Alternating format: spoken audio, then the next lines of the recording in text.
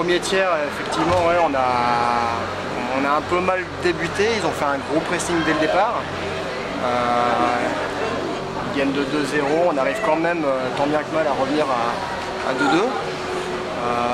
Le deuxième tiers, on lâche complètement. Je sais pas, on a toujours cette période de 10 minutes où on est complètement à côté de notre match.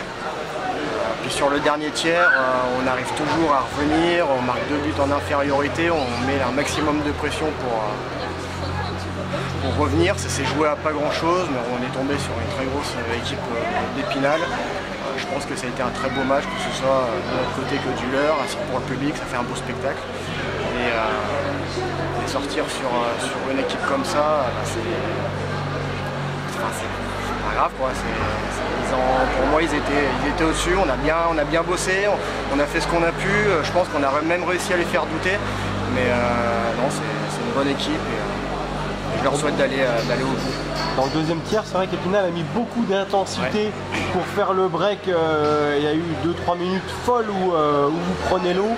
Oui, on a eu beaucoup de pression de la part d'Épinal. On n'arrivait pas à sortir de notre zone, ils ont réussi à tourner chez nous, ils ont réussi à nous foutre le doute à ce moment-là justement. Ça a été une très grosse pression, ça nous a un peu déboussolé, mais on a essayé de faire le dos rond pour essayer d'encaisser le moins possible. Et puis comme je l'ai dit, on est revenu plus ou moins sur la fin et puis ça s'est joué à un but. Bon, Épinal a assumé son statut de favori. Est-ce que Épinal a le niveau D1 selon toi? Le niveau D1, ouais, je pense qu'ils ont le niveau D1 effectivement, peut-être milieu de tableau de D1. Ils ont démontré pas mal de bonnes choses, pas mal de qualités, très bon placement, bonne vitesse, bonne vision de jeu. C'est à eux d'aller bosser pour essayer déjà d'aller gratter la finale, leur prouver qu'effectivement ils ont le statut favori.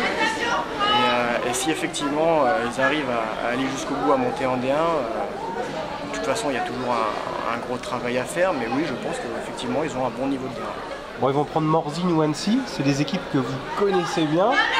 Quelles indications vous pouvez donner aux Spinaliens? Admettons que ça soit Morzine, je pense qu'ils sont favoris. 0. Non, oui, je pense qu'effectivement, dans le hockey, il y a toujours des surprises, hein, mais normalement pour moi, Morzine devrait passer. À voir, parce que Rouen a toujours été là dans les gros rendez-vous. Mais pour moi, effectivement, je pense que Morzine va passer. Ça patine fort, forcément.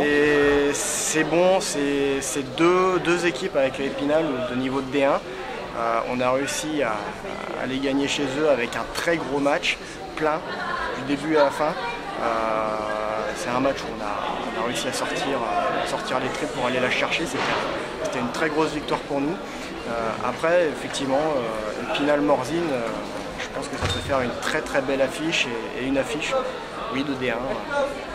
Le bilan, chez vous, comment vous le qualifiez cette saison? Mitigé. On a eu un début de saison très difficile.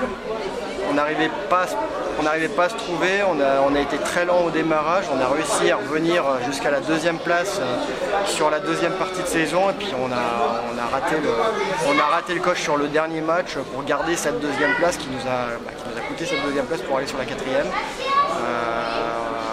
Ça a été globalement une bonne saison, mais avec pas mal de choses à revoir.